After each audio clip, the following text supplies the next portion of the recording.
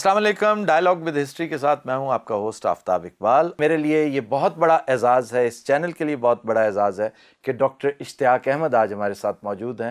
آپ سویڈن میں political science کے پروفیسر ایمیریٹس ہیں۔ ڈاکٹر صاحب تھینک یو ویری مچ، آج آپ تشریف لائے۔ آپ کی کتاب Pakistan the garrison state, a remarkable book, one of the best books I have ever read on this subject۔ سب سے پہلا سوال اس اختصار کے عالم میں میں آپ سے پوچھنا چاہوں گا کہ قیام پاکستان کے اصل محرکات آپ کے خیال میں کیا تھے؟ برطانیہ کا جو پروگرام تھا وہ 1977 تک ہندوستان کو قابو میں رکھنے کا تھا، ٹھیک، اور یہ جب سیکنڈ ورلڈ وار ہوئی اور ہٹلر کی ڈیفیٹ تو ہو گئی، لیکن سلطنت برطانیہ اور فرانس کی سلطنت اور یہ سب وہ بھی ساتھ ساتھ تباہ ہو گئے۔ اور اس زمانے میں America was the rising star of the west. Franklin Roosevelt the American president, he was determined کہ یہاں سے برٹش کلونیلزم ختم ہو اور انڈیا آزاد ہو۔ تو ان کا پریشر، وہ کہتے تھے جی سیلریز تو آپ کے آفیسرز کی ہم دے رہے ہیں، تو آپ you pack up and leave. اس پریشر کے تحت اپنا برطانیہ کو کچھ فیصلے کرنے پڑے۔ تقریباً 1946 تک برطانیہ کا پریفرنس یہ تھی کہ یونائٹڈ انڈیا رہے، جو انڈین برٹش آرمی ہے وہ انٹیکٹ رہے، اور ان کا خیال تھا کہ اس کو ڈومینین بنائیں گے، ایسی ڈومینین جس کی آرم فورسز ہم جب چاہیں استعمال کر سکتے ہیں۔ لیکن جیسے کہ امریکن پریشر اور ان کی قابلیت نہیں رہی کولونیلزم کو کنٹینیو کرنے کی، تو انہیں مجبوراً فیصلہ کرنا پڑا کہ اب کیا کیا جائے۔ تو تب جو برٹش آرمی کے ٹاپ جنرلز ہیں، مثلاً 12 مئی 1947 کو ایک میمورینڈم تیار کیا گیا، arm forces, navy and army plus the hero of the second world war field marshal Montgomery اور لارڈ اسمے، اور یہ سب اکٹھے ہوئے، اور اس میمورینڈم میں کہا گیا کہ اگر پارٹیشن ہوتی ہے تو یہ ہمارے لیے اچھا ہے، کیونکہ Mister Jinnah is willing to join the Commonwealth ویلتھ۔ ہمیں ان سے ڈیمانڈ کرنا چاہیے کہ Karachi port facilities, Pakistan air bases جو بنیں گی ویسٹ پاکستان کی، اور یہاں کی مین پاور جو ہے یہ برطانیہ کو ملے۔ مین پاور سے مراد ظاہر آرمی، فوج۔ اس کے اگر بائی کمپیرزن وہ جواہر لال نہرو کو ٹرسٹ نہیں تھے کرتے، کیونکہ نہرو واز لیفٹ اورینٹیڈ اور ذرا پرو سوویٹ ان کی سٹانس تھی، تو دین دے ڈیسائیڈڈ کہ a divided India is good in their interest. اور مسٹر جناح ڈیمانڈیڈ کہ اگر انڈیا ڈیوائیڈ ہوتا ہے اور پاکستان بنتا ہے تو we will also have the Indian army divided. نہیں سر، اس کے پیچھے محرک جو میں پوچھ رہا ہوں خاص طور پر برٹش راج کو، ہاں جی، یہ کیا وہ کمیونزم کے خلاف کوئی ایک بفر زون بنانا چاہ رہے تھے؟ 1833 سے شروع ہوتی ہے ان کی great game. The big bear of British imperialism has been کہ رشیا، تب سوویت یونین نہیں تھا، زار پیٹر دی گریٹ، ہاں، یہ اس طرف آئیں گے towards the warm waters of the Arabian sea. اور یہ پالیسی کی بات جب 1857 میں سارا ہندوستان انہیں قبضے میں لے لیا، تو ناردرن کمانڈ جو ہے راول پنڈی کا، یہاں سے ساری سینٹرل ایشین پالیسی بنتی تھی۔ جب یہ روسی انقلاب آ گیا تو نہ صرف وہ رشین بیئر تھا، وہ ایک انٹرنیشنل کمیونسٹ تھریٹ بھی تھا۔ تو اس کے بعد سوویت یونین کو روکنا جو ہے نا was the paramount policy of the British. آپ دیکھیں سیکنڈ ورلڈ وار میں برٹن، امریکہ اینڈ رشیا ور allies، لیکن as soon as the war was over، Roosevelt کو چرچل نے ایڈوائز کیا کہ you attack the Soviet Union۔ چرچل refused، اس نے کہا they have been our allies، we will not do it۔ and Roosevelt had a good idea of the Soviet Union، کیونکہ یہ 41 میں جب روس امریکہ آیا تو they were partner with Stalin to fight Hitler۔ تو he didn't have the same idea about Stalin and Roosevelt and the Soviet Union, whereas Churchill and the British always had Russia as threat number one۔ So یہاں پہ کیونکہ American pressure آیا and Britain could not hold on to their policy، جاتے وقت پھر انہوں نے ایک ایسی اسٹیٹ بنائی جس کو وہ کنٹرول کر سکتے تھے۔ اب اپنا آفتاب اقبال صاحب آپ دیکھیں ان کی دور اندیشی کہ آخر میں پاکستان کے ذریعے ہی انہوں نے افغان جہاد کرایا۔ اگر ہندوستان ایک مضبوط گریٹ پاور ہوتا تو وہ کروا سکتے تھے ان سے کوئی. وہ تو سارا کمیونزم کے آگے لیٹتا چلا جاتا. That's right. جو کلاس ڈفرنس ہے وہاں پر بٹا ہوا ہے چھوٹی یہی چھوٹی تو کلاس. پھر اس لیے پاکستان کا بننا جو ہے نا برطانیہ کے لیے امپورٹنٹ تھا. بعد میں ہسٹوریکلی وہی استعمال کیا پھر امریکہ نے ٹو فائٹ دی افغان جہاد. یہ جو پاکستان کی ڈیمانڈ ہم نے کی 1940 میں پراپر. ہاں جی. تو پھر کیا اس کے بارے میں مطلب ہمارے اسٹوڈنٹس اور ہمارے رائٹرز، محققین، علماء، ہمارے صحافی وہ بہت پریشان ہیں، اسکیپٹسزم کا شکار ہیں. گو کہ میں اس نظریے پہ یقین رکھتا ہوں اور کچھ عرصہ پہلے میں نے گفتگو بھی کی ہے کہ we should move on now. We should not entangle ourselves دو ملک anymore. بن چکے ہیں، دونوں آزاد ملک ہیں، امن سے رہیں ایز نیبرز. تو یہ تو ایک ہسٹری کا فیکٹ ہے. لیکن آپ کی بات درست ہے.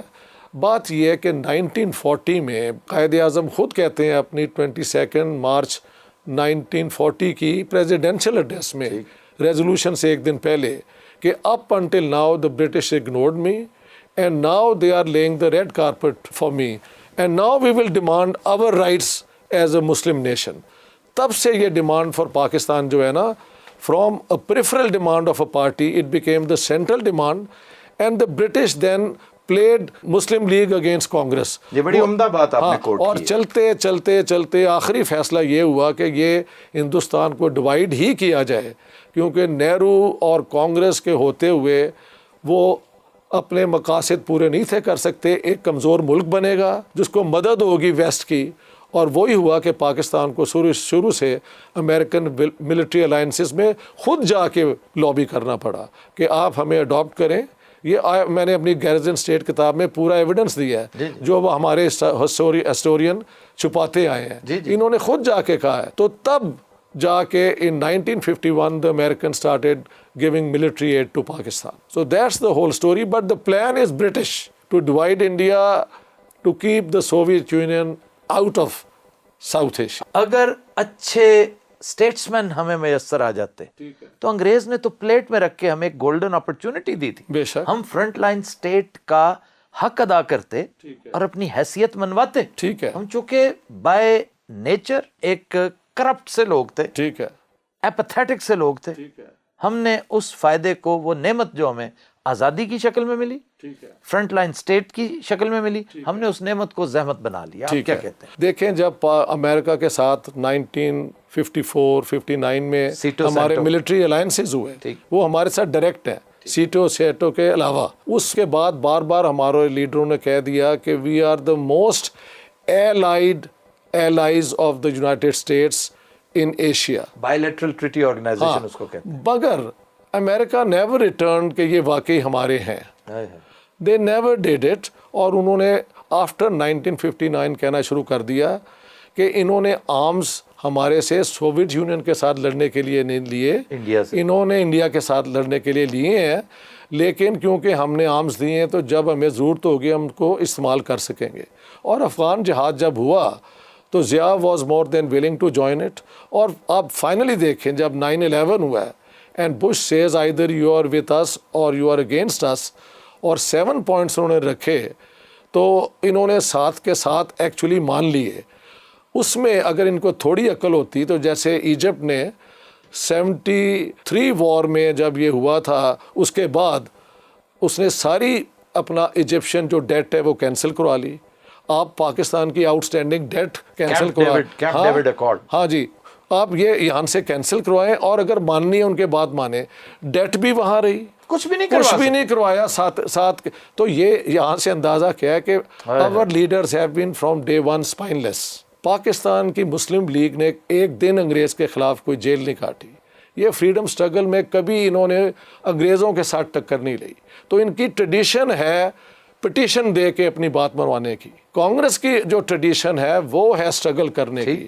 جیلیں انہوں نے کی، سارا کچھ کیا. آپ کو ایک ملک مل گیا جس کے لیے آپ نے 1 گھنٹے کے لیے انگریز کی جیل نہیں کاٹی، تو یہ آپ کو ریوارڈ جو ہے وداؤٹ سٹرنگز دیا جا رہا ہے. یہ آپ کو اگر سمجھ نہ آئے تو میں کیا کہوں. کہا یہ جاتا ہے، محسوس بھی ہوتا ہے کہ تقسیم بر صغیر دراصل پنجاب کی تقسیم کی ایک کہانی. یہ بہت مناسب اس کا یعنی ڈسکرپشن ہے اس کی. دیکھیں میں اسٹیٹسٹکس سے بات کرتا ہوں.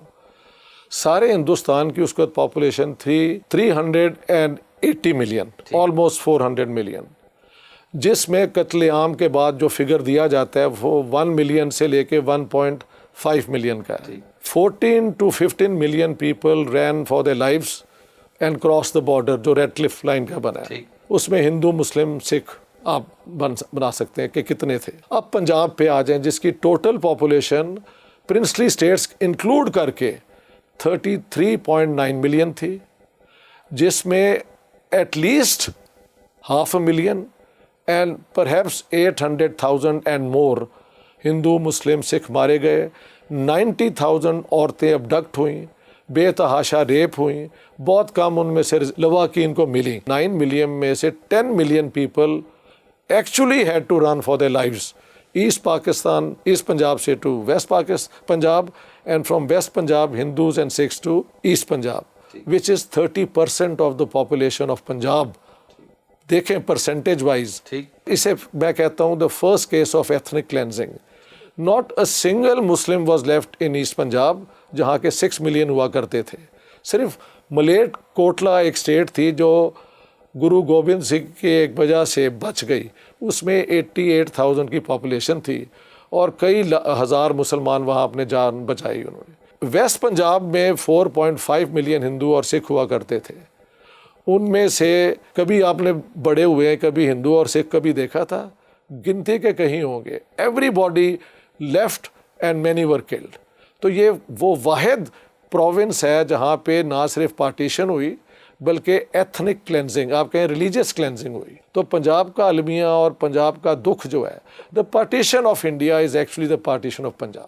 تو یہ بتائیے کہ یہ ایسا کیوں ہوا؟ اس کی وجہ یہ ہے کہ جب 1940 میں ریزولوشن ہوا مسلم لیگ کا کہ جو علاقے جن میں مسلمان اکثریت میں ہیں اور وہ ایک دوسرے کے ساتھ کنٹیگوس ہیں، تو وہ وہاں پہ مسلمان سٹیٹس بنیں گی۔ 2 ہفتے کے بعد یہاں کی جو پنجاب کی سکھ لیڈرشپ ہے، اس نے کہا کہ ہم تو یونائٹڈ انڈیا کے قائل ہیں، اگر وہ نہیں رہتا تو یہی اصول پھر ہم پنجاب پہ ڈیمانڈ کریں گے، جن علاقوں میں ہندو اور سکھ میجورٹی ہیں وہ پھر ہندوستان کو دیے جائیں یا ایک سکھ اسٹیٹ کو دیے جائیں۔ 8 مارچ 1947 کو، کیونکہ کانگریس ابھی تک یونائٹڈ انڈیا کا خواب دیکھ رہی تھی، جب اسے پتہ لگا کہ اب پارٹیشن ہو رہی ہے تو انہوں نے سکھ ڈیمانڈ کو اس کی سپورٹ کر دی۔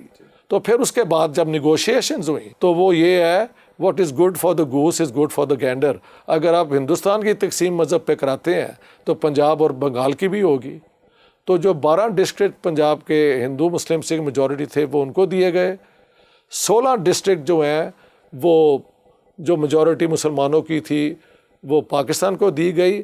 گرداسپور ڈسٹرکٹ ویول نے، ناٹ ماؤنٹ بیٹن نے لکھا تھا کہ اس کی 3 تحصیلیں ہندوستان میں رہنی چاہیے، کیونکہ ورنہ امرتسر جو ہندو سکھ میجورٹی ہے وہ سارے ہندوستان سے نکل کے پاکستان میں آ جاتا ہے، تو اس کو ملیٹریلی اپنا پروٹیکٹ کرنے کے لیے یہ 3 تحصیلیں ہندوستان کو دی جائیں۔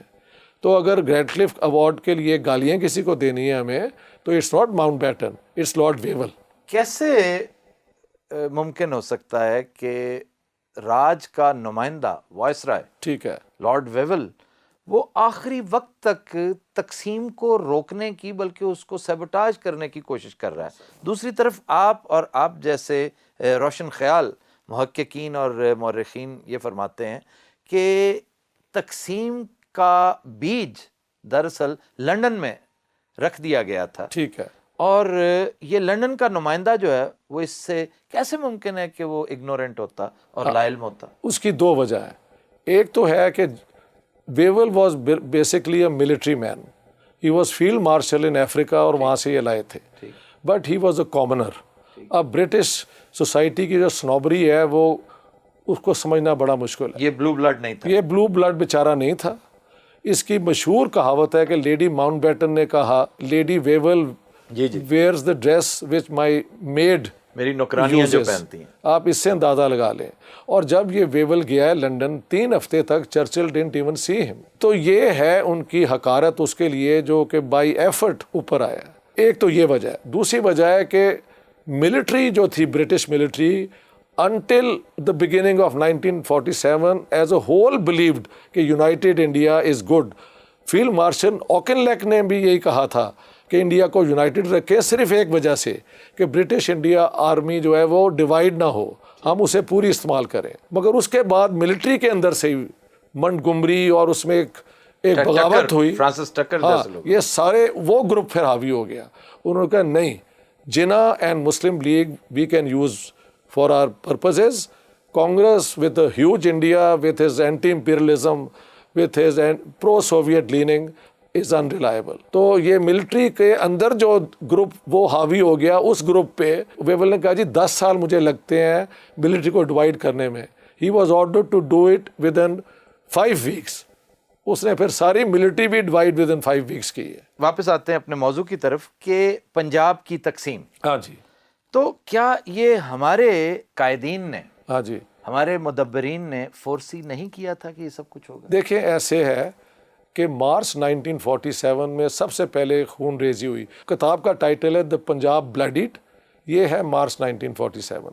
پارٹیشن یہ ہے when Mountbatten comes, and partition declaration 3 June, and cleansed is when power was handed over to Indian and Pakistani Punjab. Till 4 August Evan Jenkins gives a figure of 5,200 dead. For every Muslims, 6 Sikh and Hindus had been killed. یہ percentage تھی. ادھر پہ ہم نے راول پنڈی کے گاؤں میں گھیرا ڈال کے سکھوں کا وہ کیا کہ گاجر مولی کی طرح قتل عام کیا. وہاں سے پھر 40,000 خاندان جو ہیں وہ ایسٹ پنجاب گئے, انہوں نے تیاری پوری کر دی. مئی 1947 میں ماؤنٹ بیٹن کے انیشیٹو پہ ذرا سنیں, دلی میں میٹنگ کروائی. اس نے کہا کہ پنجاب کے لیڈرز ملیں اور اگر سمجھوتا کر لیں تو پنجاب یونائٹڈ رہ سکتا ہے. اور وہاں پہ قائد اعظم نے سکھ لیڈروں کو, جس میں ماسٹر تارا سنگھ, مہاراجا آف پٹیالہ, گیانی کرتار سنگھ, یہ جو ان کے لیڈر تھے, اینڈ سم ادرس, ان کو کہا کہ آپ جو چاہیں لکھ کے لے آئیں, میں آنکھیں بند کر کے آپ کی ہر ڈیمانڈ ایکسیپٹ کر لوں گا. تو جو سکھ لیڈرز کا اسپوکس مین تھا ہردیت سنگھ ملک, 2nd World War کا ایس پائلٹ, اس نے کہا کہ اب ہمیں سمجھ نہیں آئی کہ مسلم لیڈر کہہ رہا ہے کہ جو چاہیں میں آپ کو دینے کو تیار ہوں, مگر ہم نے فیصلہ کر لیا تھا کہ ہم ہندوستان میں رہیں گے. تو میرے دماغ میں ایک دم خیال آیا. اس نے کہا sir you are promising us everything but God forbid when the time comes to implement it and you are not there, what will happen? تو قائد اعظم نے جواب دیا, my friend in Pakistan my word will be the word like God. اور وہ ہردیت سنگھ ملک کہتا ہے کہ وہاں سے اندازہ ہوا کہ مزید گفتگو نہیں ہو سکتی. بھئی مارچ میں جب یہ اتنا بڑا قتل عام ہوا تھا, قائد اعظم ایک بیان دے دیتے, لیاقت علی دے جاتے, نواب ممڈوڈ راول پنڈی کا کہتے کہ نہیں پاکستان میں یہ نہیں ہوگا, یہ گنڈوں نے کیا ہے. دے آل کیپٹ کوائٹ جب مارچ میں ان کا اتنا بڑے قتل عام ہوا ہے. آخر میں یہ ہوا کہ more Muslims were killed in East Punjab, یہ سن لیں, then Hindus and Muslims in West Punjab. تو وہاں پہ جو بدلہ لیا گیا ہے نا وہ 2 گنا زیادہ ہے. یعنی میرے اندازے سے 500,000 Muslims were killed and 250,000 Hindus and Sikhs were killed. تو اس میں حماقت کس کی ہے کہ آپ سکھوں پہ اٹیک کریں. اگر آپ سکھوں کو ملا لیں تو ہندو پھر رہ جاتے ہیں نا, سارا پنجاب آپ کا ہو جاتا ہے. ان کی تو ننکانہ صاحب بھی یہاں ہے, لاہور میں گرو ارجن ہے, نارووال یہاں پہ, جنمستھان یہاں پہ, ان پہ سارا اٹیک کر کے مارچ میں تو ان کو آپ اپنے خلاف کر لیا. میں یہ ماننے کو تیار نہیں ہوں, یہ میری بد نصیبی ہے کہ میں یہاں پہ ڈس ایگری کروں گا. اچھا, کہ یہ کروایا گیا تھا, یہ ہم نے نہیں کیا تھا. نہیں, انگریزوں نے کروایا. میں نے وہاں لکھا ہے, اس میں 2 ایویڈنس ہیں. خواجہ مسعود جو بعد میں بڑے مشہور پرنسپل گارڈن کالج کے ہوئے ہیں, مجھے گورنمنٹ کالج وہاں گارڈن کالج پڑھانے وہ لے کے گئے تھے.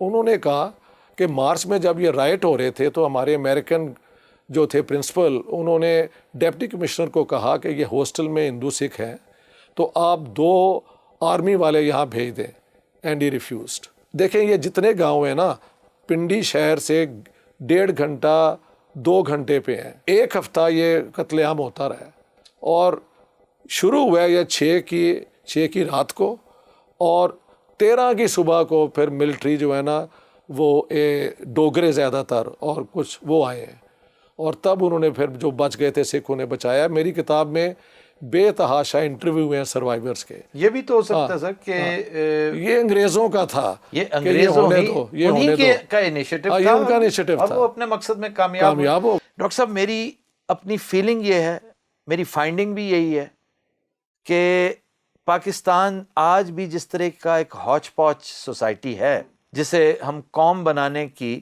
اپنی طرف سے پوری کوشش کرتے رہتے ہیں, لیکن زیادہ تر وہ کوشش ایک بھونڈے انداز میں کی جاتی ہے, صاف پتہ چلتا ہے نیچرل نہیں ہے. تو اس بکھرے ہوئے اس ٹرائب کو یا قوم کو اگر کسی ایک بائنڈنگ فورس نے قابو کر رکھا ہے, ایک لڑی میں پرو رکھا ہے, تو وہ پاکستانی فوج ہے. ٹھیک ہے, لیکن کیا وجہ ہے کہ پاکستانی فوج کو اکثر معتوب قرار دیا جاتا ہے, ہماری جملہ ناکامیوں اور بربادیوں کی ایک بڑی وجہ قرار دیا جاتا ہے. ٹھیک ہے, میں سمجھتا ہوں کہ فوج کے ساتھ ناانصافی کرتا ہے ہمارا رائٹر, ہمارا مورخ اور ہمارا صحافی. گیریزن اسٹیٹ کتاب میں میں نے بالکل یہ ثابت کیا ہے کہ یہ الزام لگانا ملٹری پہ کہ سارا کام انہوں نے خراب کیا ہے از آل ربش. ہمارے پولیٹیشین جو ہیں شروع دن سے انتہائی ارسپانسبل, انکمپیٹنٹ, ان فائٹنگ انہوں نے کی.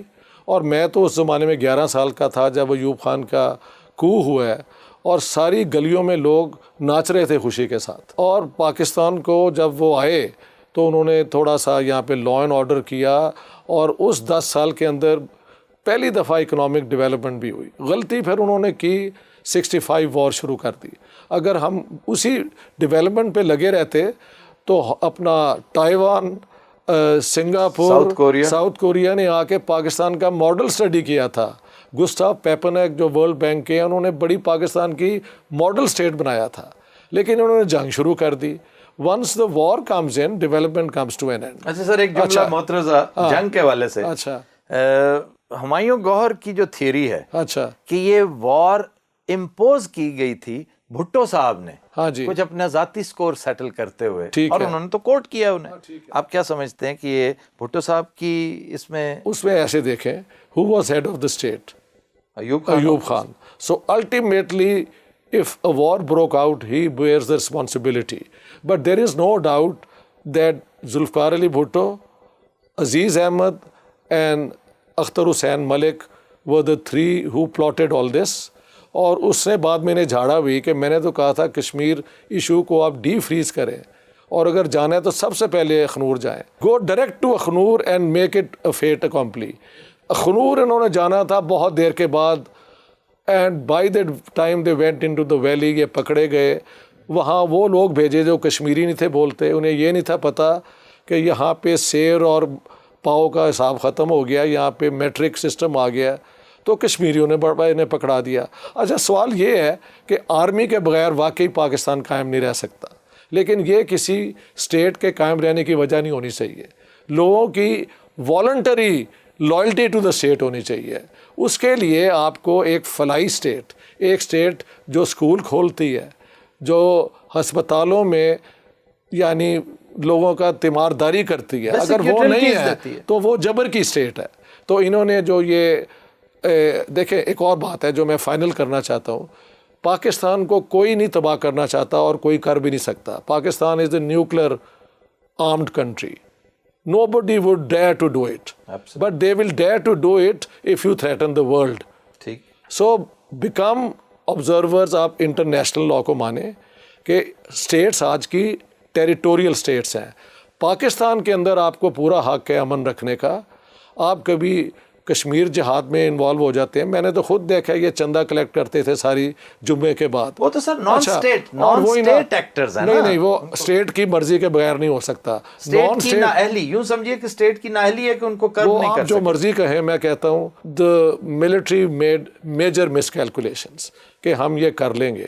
ایسے نہیں ہو سکتا. It's not the same India جو کہ محمود غزنوی نے آیا, اور دے آر آرمڈ نیوکلیر. ان کی بھی ٹریننگ وہی آرمی کی ہے برٹن والی جو ہماری ہے. 4 جنگیں ہو چکی ہیں, 1 انچ ہم نے ان سے آزاد نہیں کرایا. اور اب جب کہ دونوں نیوکلیر پاور ہیں تو جنگ ہوگی تو وہ ہمیں تباہ کر دیں گے, ہم انہیں کر دیں گے. سو امن سے رہیں. کشمیر کا سپورٹ جو ہے وہ قصوری فارمولہ بالکل مناسب ہے, اور وہ ہی کشمیر کا حل بنے گا. دونوں طرف سے وی نیڈ این ایٹماسفیئر جہاں پہ گڈ ول پیدا ہو. انڈیا کو انڈیا مبارک ہو, ہم کو پاکستان مبارک ہے, اور کشمیر جو ان کے پاس ہے وہ لے لیں, جو ہمارے پاس وہ ہے, بارڈر فری ہو جائیں. یہاں پہ ٹریڈ اگر ہو سر تو in the next 20 years this will be the great power after China. India is already a great power, but with Pakistan and Indian confrontation یہ دونوں رکے ہوئے ہیں. Pakistan can be part of this project. میری تو آرگیومنٹ آخری جو ہے کہ اس وقت history has given Pakistan the chance. دیکھیں آپ انڈیا سے صرف جو ٹرانزٹ کا ٹیکس لیتے جائیں, زیرو انویسٹمنٹ 100% پروفٹ. ان کو کہیں کہ مزید اگر آپ نے کرنا ہے تو ہمارے ساتھ جوائنٹ وینچر کریں, آپ کی فوڈ سبسڈی ختم کریں, یا ہمیں اپنا سستے تو ایکول لیول پہ آپ ان سے کریں, تاکہ یہ وہ میں سوری قطع کلامی کر رہا ہوں سر, یہ وہ گولڈن اپرچونٹی تھی, گولڈن اپرچونٹی جو نواز شریف کی جگہ اگر وہاں پر اب لوگ پھر سمجھتے ہیں کہ میں نواز شریف سینٹرک گفتگو کرتا ہوں, میری ہر تان جو ہے اس پہ ٹوٹتی ہے. بھئی اللہ نے تمہیں موقع دیا, نواز شریف ہی نہیں دوسری طرف بھی یہی حال ہے. ٹھیک ہے, پیپلز پارٹی میں بھی قیادت کا فقدان. اگر آج بی بی ہوتی, ٹھیک ہے, تو یہ خیر ٹھیک ہے, وہ شاید چاہتے ہیں وہ اس سچویشن کو جتنا اچھا انکیش کرواتی, ٹھیک ہے, وہ ان کے بس کا. دیکھیں آرمی کو اپنی انڈرسٹینڈ کرنی چاہیے, they are there to guard Pakistan from external aggression. میں نے کہا کہ اگر پاکستان پہ کوئی اٹیک کرتا ہے تو میرے دونوں بیٹے بھی آئیں گے and I will defend Pakistan. لیکن آپ پاکستان سے دوسرے ملکوں میں انٹرفیئرنس کرا رہے ہیں, امریکہ تک تو یہاں کے جا کے جالے بومب کراتے ہیں, تو نو بڈی, آپ کی مورل اسٹینڈنگ دنیا میں کوئی نہیں ہے. You can't be a moral state when you are called the epicenter of terrorism. میں پھر گزارش کروں گا, میں پھر یہ گزارش کروں گا کہ یہ جتنے واقعات ہیں, یہ جتنی وارداتیں, بلکہ میں انہیں کہوں گا یہ نان اسٹیٹ ایکٹرز کر رہے ہیں, ہم آرکسٹریٹ نہیں کر رہے ہیں, ہم افورڈ نہیں کر سکتے. But can non-state actors dare to move اگر ہماری ملٹری اور ISI ان کو فوکس میں رکھ کے اڑانا دے؟ سر کر رہی ہے, آپ دیکھیں نا رد الفساد کیا ہے, ضرب حزب کیا ہے. I welcome it, مگر یہ وہ نہ ہو کہ گڈ طالبان ہمارے, بیڈ طالبان ان کے. That will not work. نہیں, we have learned our lessons. Terrorism has to be rooted out. اور میں تو ایک اور بات کروں گا, یہ سارے پاکستانی سن لے, میں سوسائڈ بامبر کے ساتھ سمپتھی رکھتا ہوں. واہ, وہ ایک غریب خاندان کا بچہ ہے جس کو یہ قابو کر لیتے ہیں, اور اس کو پتہ نہیں, شاید کہتے ہیں تمہارے بزرگوں کو ہم یہ دے دیں گے, تمہیں جنت میں چلے جائیں گے. میرے بچے کو بھی کیپچر کر سکتے کہ اگر میں ایک غریب باپ ہوتا اور اس کو کوئی چانس نہ دے سکتا. کون جان اپنی دیتا ہے, سوائے یہ کہ اس کو آپ مینٹلی انڈوکٹرینیٹ کر دیں. اور جو ان کو تیار کرتے ہیں, ان 4 شادیاں کیوں ہوئی ہیں, وہ خود کیوں نہیں جاتے, ان چھوٹے بچوں کو کیوں بھیجتے ہیں. تو وہ بچے جو ہیں وہ ہیں تو سوسائڈ بامبر, لیکن اب ان کی جان لینے میں یہ لوگ انوالوڈ ہیں, اور اس کے ساتھ معصوم پاکستانیوں کی جانیں جاتی ہیں. تو آپ وہ سارا سسٹم جو ہے, مدرسے ختم کریں, اسکول کھولیں. غریبوں, every Pakistani child has the right to go to school, اور وہاں پہ ایجوکیشن جو ہو اس میں محبت سکھائی جائے, اپنی مرضی کی ایمانداری سکھائی جائے, اور ایک دوسرے کا احترام کرنا سکھایا جائے. یہاں پہ شیعہ بھی ہوتے تھے, یہاں پہ سنی بھی ہوتے تھے, سب پیار سے رہتے. تو سچی بات تو یہ ہے کہ ہمارے کئی دوست احمدی بھی ہوتے تھے جن کو ہم نے کبھی نوٹس نہیں تھا کیا, سارے پیار سے رہا کرتے تھے. آپ نے ساری سوسائٹی کو بروٹلائز کر دیا ہے. Please for God sake don't do that. Destroy terrorism, terrorist networks, اور جو غریب بچے ہیں ان کو مدرسوں سے نکال کے آپ ریگولر اسکولوں میں لائیں, اور ان کو right to education should be by law. Pakistan میں کوئی بچہ جو ہے نا ایجوکیشن کے بغیر نہ رہے. اگر ان کے والدین ان کی انکم پہ ڈیپینڈنٹ ہیں تو اسٹیٹ ان کے والدین کو اتنی انکم دے. اگر کوئی بچہ جو ہے اس حالت میں نہیں ہوگا, یہ امن پرامن ملک بن سکتا ہے. ہم ہندوستان کو دوست کے طور پہ لینا چاہتے ہیں. We don't want to be part of India. بڑی اچھی بات ہے. India doesn't want Pakistan to return. ان کی اپنی اسٹیٹ بن چکی ہے, ہماری اب ایک اسٹیٹ بن چکی ہے. پارٹیشن نہ ہوتی تو شاید میں سمجھتا ہوں اس میں مسلمانوں کا سارے ہندوستان پہ حق ہوتا, لیکن ہو گئی ہے تو ٹھیک ہے. اسٹیٹ ایسی بنتی ہیں, اسٹیٹ کوئی ایک ماڈل سے نہیں بنتی, بن گئی ہے تو ہم اس کو قبول کرتے ہیں. مگر اس کو اب نارمل اسٹیٹ بناؤ یار. دنیا میں sovereignty is only within your own country. There is no, legally there is no such thing as a non-state actor. اس ٹیریٹری سے اگر ٹیررزم کہیں ہوگی, تو state of Pakistan is responsible. Sir میں پھر دیکھیں گزارش یہ کیوں کروں گا, ہاں جی. اس لیے نہیں کہ میرے اندر کی حب الوطنی غیر ضروری طور پر جاگ اٹھتی ہے اور میں I am defending Pakistan as a devil's advocate اور as a pleader of Pakistan. I agree. The issue is why did you make Pakistan a frontline state? Why? Pakistan is in a catch-22 position. I know, sir. Pakistan had no choice Okay. but to be your frontline state. ٹھیک ہے. And the result was these non-state actors. That's You don't right. find these non-state actors in California. No. You don't find them in Korea. I You agree. don't find them in anywhere else. I agree.